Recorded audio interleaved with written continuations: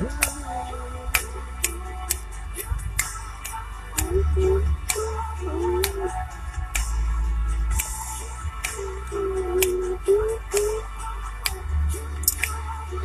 good afternoon. How are you?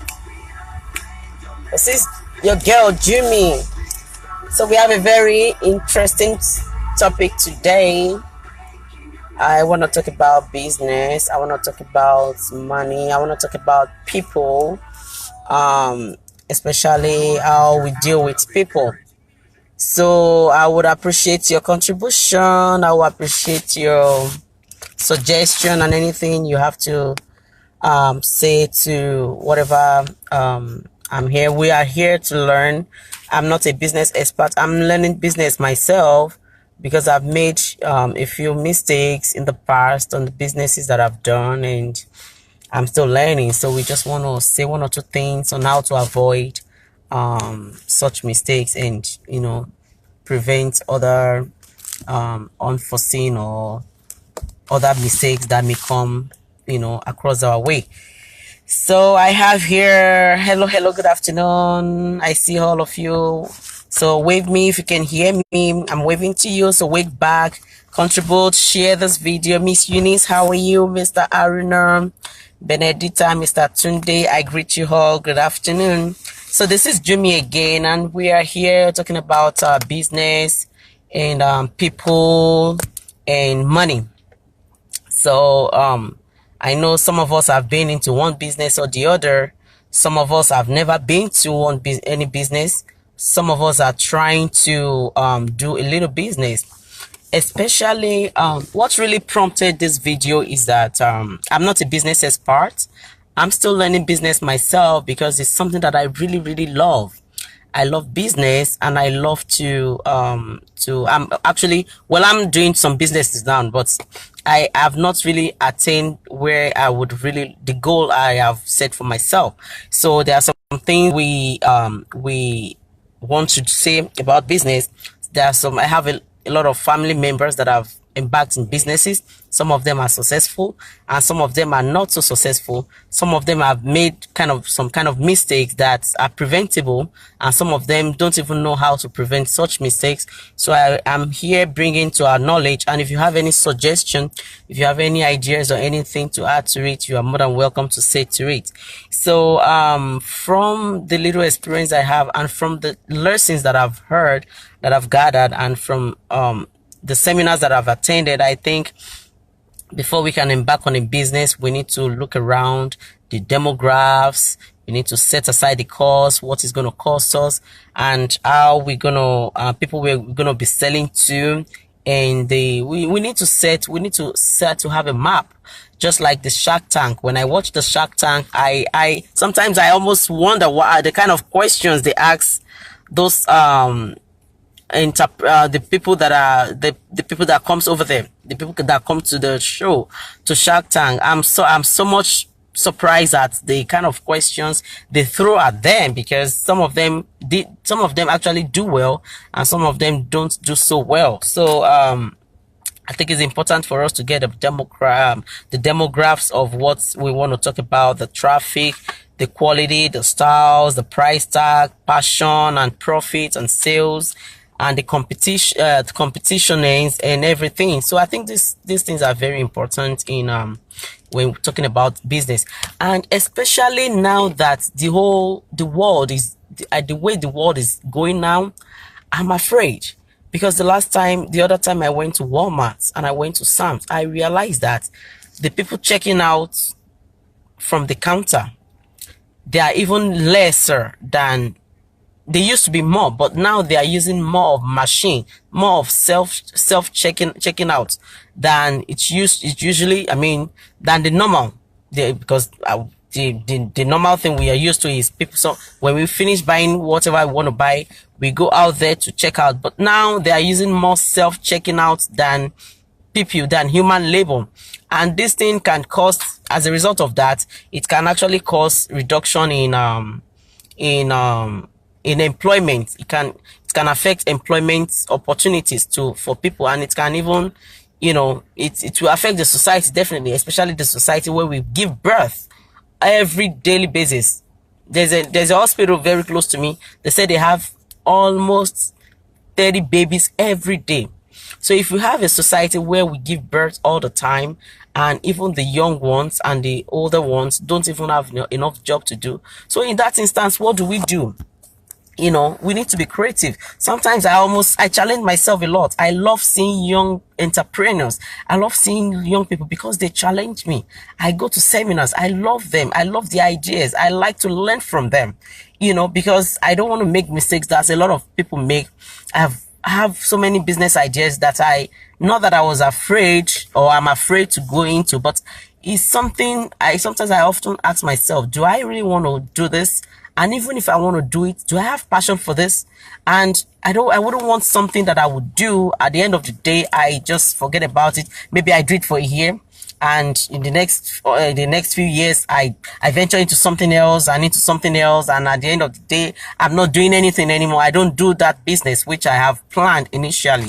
So I really don't want that to happen, so that's why I for some people, I have someone that we have planned the business together 2 years ago. We went to seminars, we gathered everything, and at the end of the day, the person asked me, said, are you not doing the business again? I said, well, I'm still trying to watch, I'm still trying to see the things that I can do, because I really don't want to do something and not be successful at it. So we need to check out the demographics. We need to check out the cost, how much it's going to cost us, the quality, the traffic, the people we are selling to.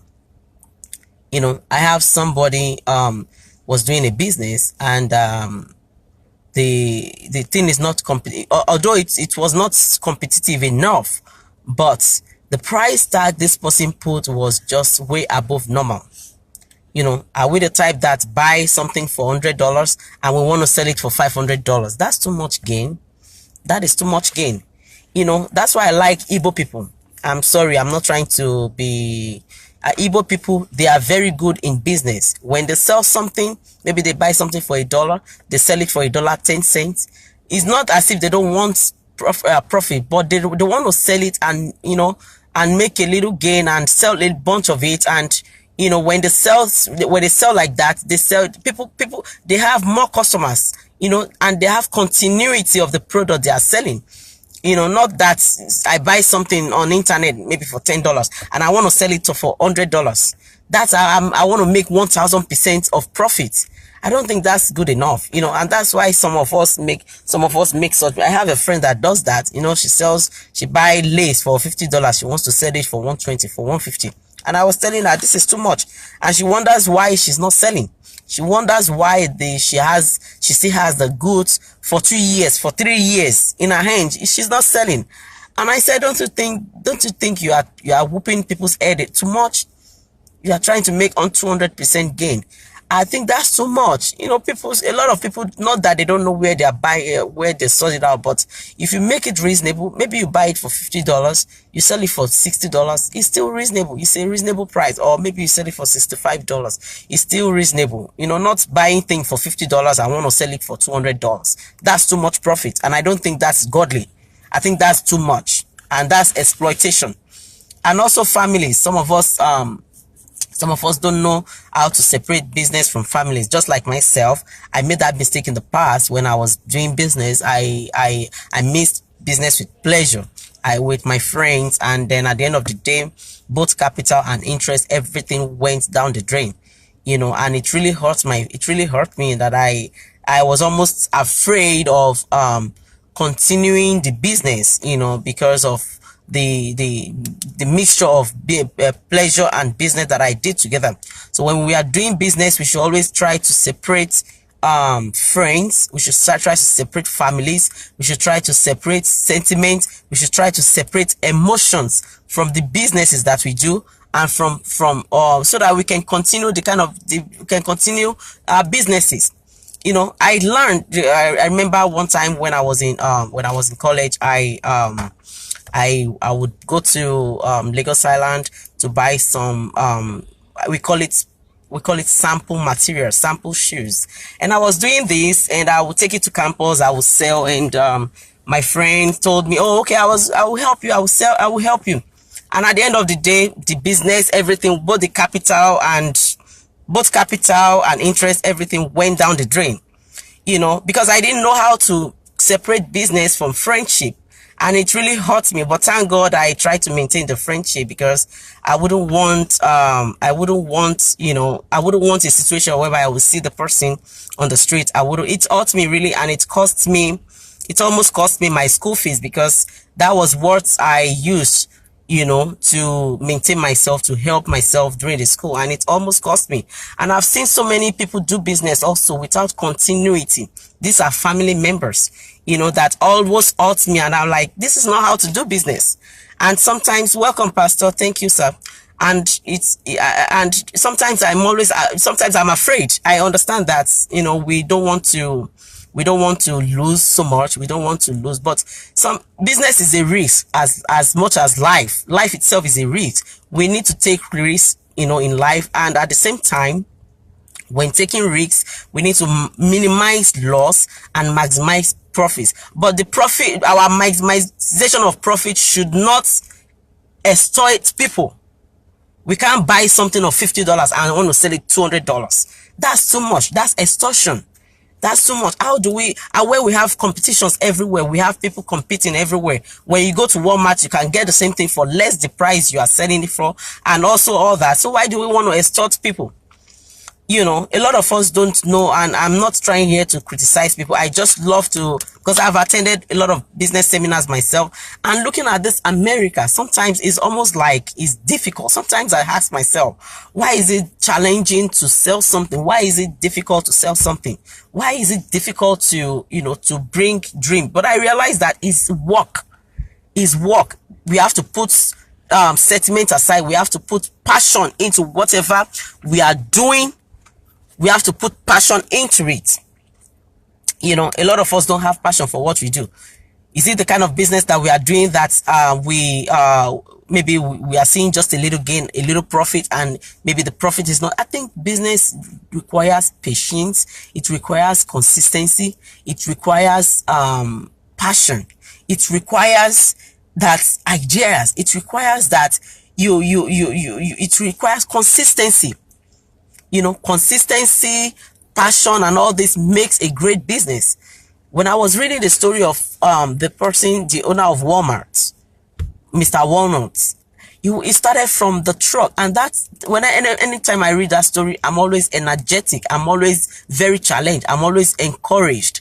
I love stories. I love success stories. I love people that have started from nowhere and become somebody eventually. When he started, he was doing it in his truck. He started from nothing, and now you see the children are amongst the first 10 billionaires in the world. They are billionaires. They are making it now because he was consistent. And I was following this lady also on Instagram. She's an entrepreneur. She's an African. She said she started selling clothes from her truck. And that gave me, because I was almost losing hope that because I don't want something that I would start, I would stop, and then she said she started from, selling it on a truck. A lot of people criticize her. A lot of people, hello, Pastor Show, Victoria, God bless you, man.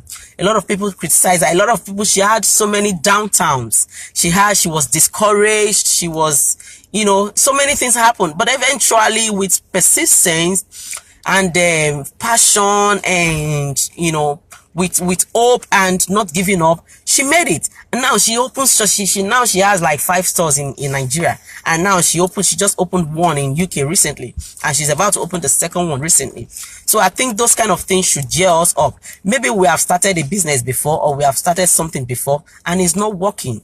Let's not forget about let us not just forget about our passion for businesses just because we have tried 1 or 2 things and it failed. It's not the end of the world. A lot of people have failed. Michael Faraday, if you are a science person, if you have science background, you understand what Michael Faraday is the one that did electricity.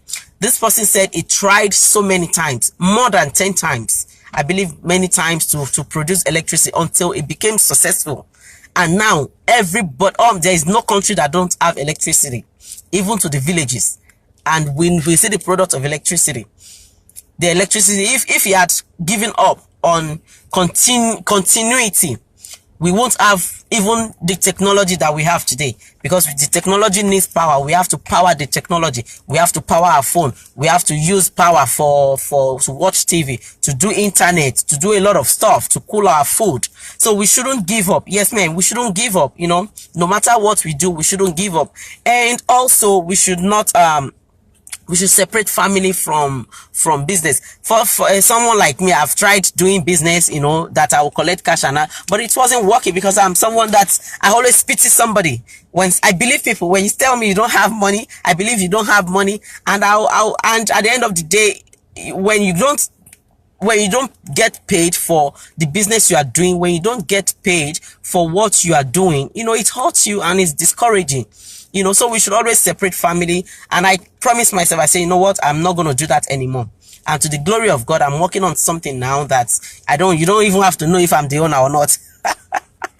You don't even have to know if I'm the owner or not. So if you are the kind of person that you can't separate family from pleasure or from business, then I think we need to reconsider before we do the kind of business.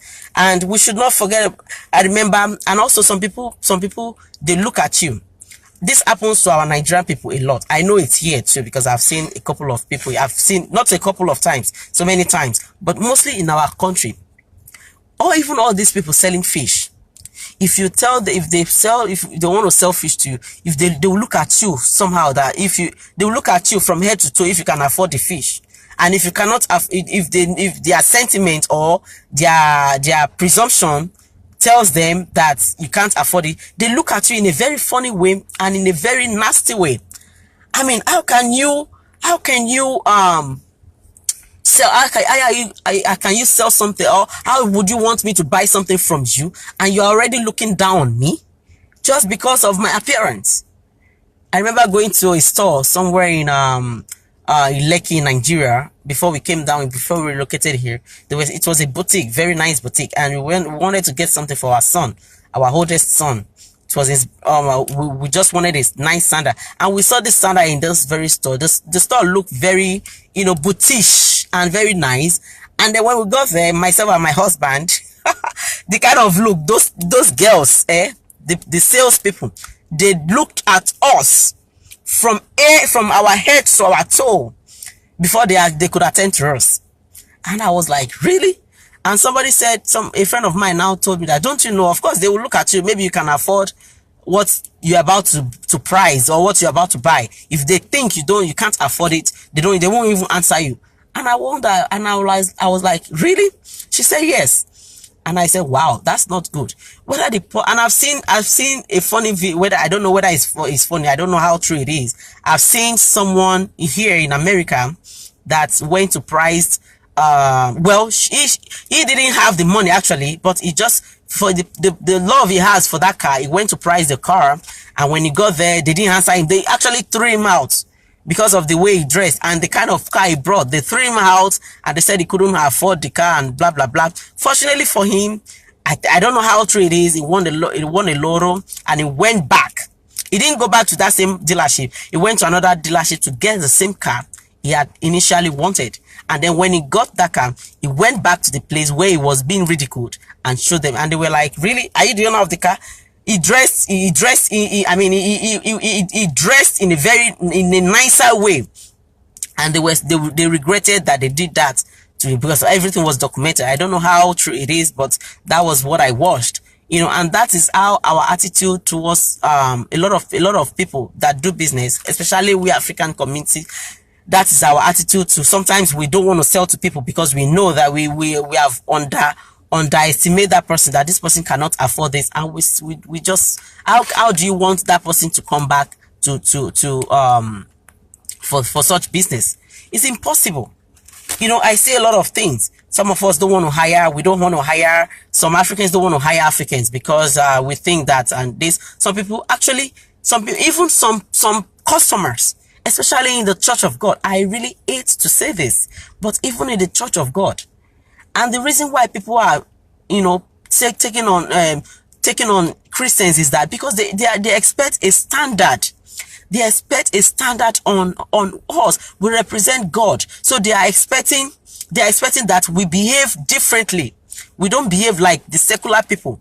When you hold somebody in the church or in any way, it is right for you to pay that person. When I come to buy stuff from you and it's $50, and even if I don't have $50 right away, and I tell you I want to come back to get you, I'll pay you maybe instrumentally, and a year goes by, I'm not paying. 2 years goes by, I'm not paying, and we are still. How would you want that person to look at us?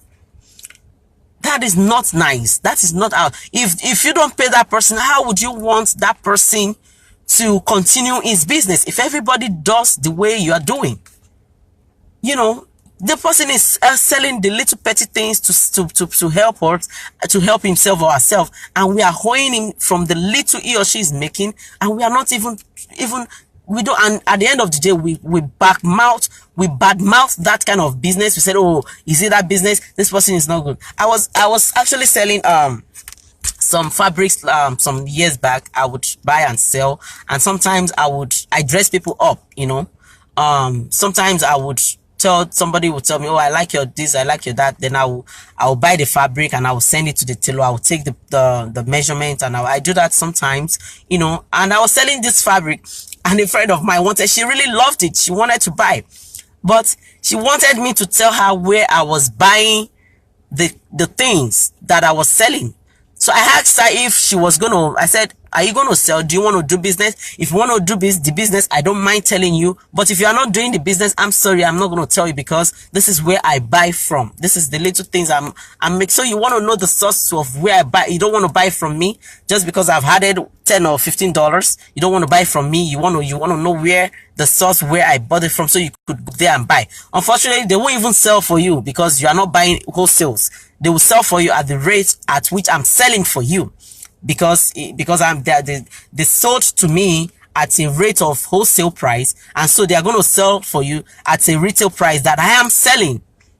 This was my answer to this person, and the person was mad and all that. So why would we want to do that? You know, even sometimes in the church or anywhere, if somebody is selling something, sometimes I don't necessarily need a thing, but just to encourage them. If it's something I can afford, just to encourage them, we buy from them without putting them down, to encourage them. We don't need to pull ourselves down. We don't need to hold people money. We don't need to badmouth somebody's business just because we don't like them, or we don't like what they're selling and all that. You know, and we also we should also be punctual. When we say 10 o'clock, I mean, I'm guilty of this too, because sometimes, you know, especially when you are tied up with so many things. Like earlier today, I wanted to come on to do this video, but I have a bunch of things to do. I have a million things to do. I guess some of our off days are the busiest day. You know, I have a million things to do, so I couldn't come on. So we need to be punctual. When we say we open our store 10 o'clock, not 12 minutes after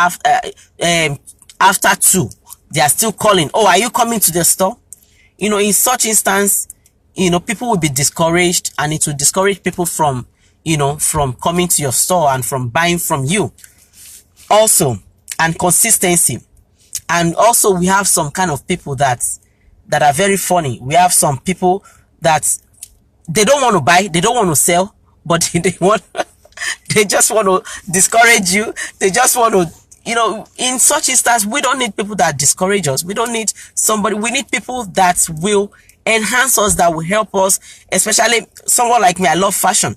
So I love skills. Before I want to open my fashion line, I want to know how it works. I go to workshops. I go to all those things. I think it is important for us to do that. You know, we need to get more knowledge. We need to get ideas of what we are doing. We really need to know what we are doing. You know, we need to know, and especially in this kind of, you know, competitiveness, everything is competitive. Whatever you are selling, others are selling it too. So it's not just you that you are selling. So we need to put pricing in a very reasonable amount, not pricing it, not putting too much profit on it.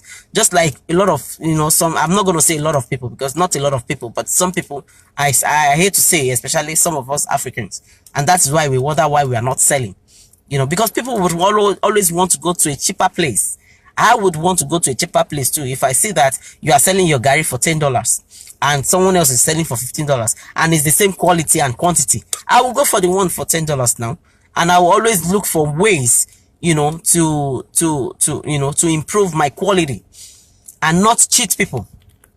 I was also watching a video where they were selling something. I think this happened in India. They were selling something and they were measuring the stuff. And while they were measuring, the guy, one person would have one person will have a fake stuff, and the other person will have the actual one, and they will swap the thing. Even within it happens within in few seconds, and the person there selling wouldn't even know. That is cheating. Some people are known to cheat. Why would we want to cheat people? And we want to continue business. Why are we cheating people? When we know we want to continue the business, we cheat people, we take advantage of people. Some people will owe you money, they will not want to talk to you again. Somebody was telling me last 2 weeks how he helped somebody in the church to ship something to Nigeria. And then the person refused to pay him. And then I asked him, I said, why would you ship without charging first? You should always get your money first before you help that person. And he said, because that was the first time. And, you know, they told him that they always ship all the time. So that wouldn't be their last time that they would ship. Next, they would ship more and they would continue to patronize him. So he believed their words. And of course, they were church members. So he believed them. He said he would do it for them. And the whole thing was like $6,000. And then, and they said when they get their goods in Nigeria, they're going to pay him. And a month, maybe a few weeks after they got their goods, they cleared their goods and everything. And then when it was time for them to pay, they said something was missing. And the thing missing was worth $10,000. And he was like, really? Okay, show me what's missed. What was missing? Show me what was missing. Let me see the receipt. And that was how the story started. For months, a year, they show me the receipt. The person refused to show the receipt. And after later on, when the person saw that the shipper was not taking it lightly, he brought a fake receipt and gave it to him. And the shipper, the person that shipped the goods, he verified the receipt, and he discovered that the receipt was a fake receipt. It was a fake receipt. And this in fact, the person right now, this is the case we are settling right now. I'm telling you, it was a fake receipt. And at the end of the day, when he was being confronted, he couldn't say anything. He was short of words because he didn't know they were going to confirm and all that. And that's now they are not talking, and they are in the same church. And those people, the shipper, have stopped going to church because of that and all that. And he's blackmailing all Christians. And I told him, not all Christians are like that. And this person is a choir leader in the church. He's a gospel singer because he has produced like few albums. And I said, that is not godly. You don't want to pay for somebody for the service they are being rendered.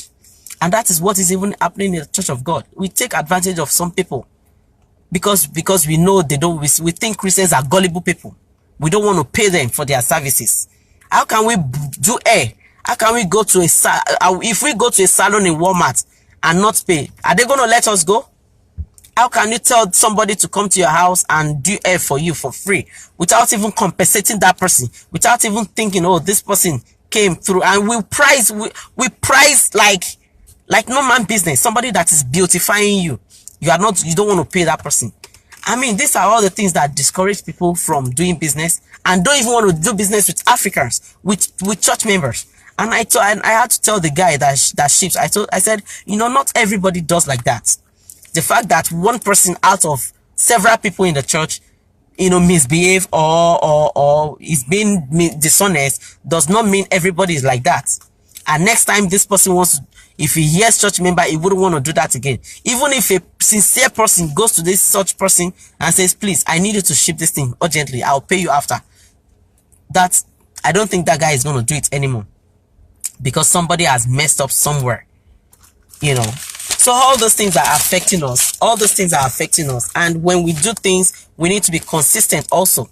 We need not to be discouraged. And I'm also talking to myself. Actually this video is for me, myself also, because I at some point I'm discouraged, but I need not to be discouraged. I need to go to a seminar. We need to put sentiments aside and put church activities aside. I mean, church, we need to differentiate from church member and from people. I mean, customer is always customer.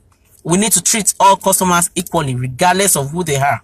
I'm not going to sell to A for $15 and sell to B for $10.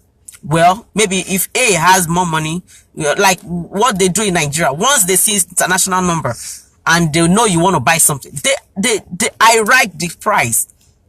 And this happens amongst the tailors a lot. A tailor will know that he or she will not sew the clothes in 2 weeks, and he or she will promise heaven and earth, and when it's time for them to deliver, they fail you. How would you want such person to come back to that kind of business? And some tailors, they know quite well that they can't sew a particular style. They will promise you, if you know you don't know how to sew that style, tell the customer, oh, customer, you don't have to lie. There are so many things we like to cover. I mean, I'm not going to sit down here and say I've not told a lie before. That's not true. I've told a lie before, you know. But thank God for the grace to know better. There are ways that we can tell someone without lying, without manipulating things up, and the person would understand. Oh, like a tailor, I have the tailor that I usually use, even for my customers. When I call her, I say, oh, this person wants to sew this. She will tell me, she will say, sister, I can't sew exactly this style, but I can assure you that I have another style that I know you would like. And then when she shows me, if I like it, I will say, okay. If I show the customer, do you like it? If he or she says fine, then she goes ahead and she will perform well, rather than saying, oh, I can sew this Celine Dion style, and at the end of the day, she messes up. You know, that kind of things. People don't like things like that. I think honesty should be mixed with business also. As for people that are not honest, you know, and also we should always check price, sales. I love this country because they like doing sales. They like doing sales. Once we know that our business once we know we have a particular product that we have not sold in a long time, we should just do the sales, let it go, so we can have our money back, not holding until we make 100% before before we finally sell these things out. This is just, you know, it can be offsetting, and you know, it will not give us customer. And also shops in this part of the world, unlike Nigeria, in this part of the world, I noticed that expenses here is a lot. For instance, someone that wants to sell, or someone that is, you know, wants to open a restaurant and all that, we can start from small. We can start from our houses. We can start from little. We can start from there. I know of some people that delivers food. They cook the food in their houses and they deliver to people. They don't have to own a big restaurant, and they are making their little money. And from there, when we see that we are progressing, then we can go ahead and open a big restaurant that we desire to own. And also advertisement. This is very important. And this is the reason, and one of the reasons why I want to make this video is that, especially for my African brothers and sisters, because with the way the world is going now, I think it's good for us to be handy. It's good for us to do other things apart from secular job. Some of us, because when we look at the demographics, every single year graduates are being released from different kinds of schools. Maybe we have 20 universities in the country. Every single year, the universities release at least 1,000 students from each schools. Already we have like hundreds of thousands of people that are still at home doing nothing. And now this year alone, they've released more than 100,000 students. Next year they will still release students. Which bank? Which bank? How many banks? And we are not creating means of employment. We are not creating other means of employment. There is no new banks being created. There is no new sector being created. There is no means of job. So we just have to be creative. We just have to find means and ways, you know, to be creative ourselves. If you are the type that did, I see a lot of people that did banking and they ended up being a trader, petty trader. I've seen a lot of engineers. That's a lot of my friends that we went to the same school. Some of them are in the banking sector. Sometimes I laugh at them.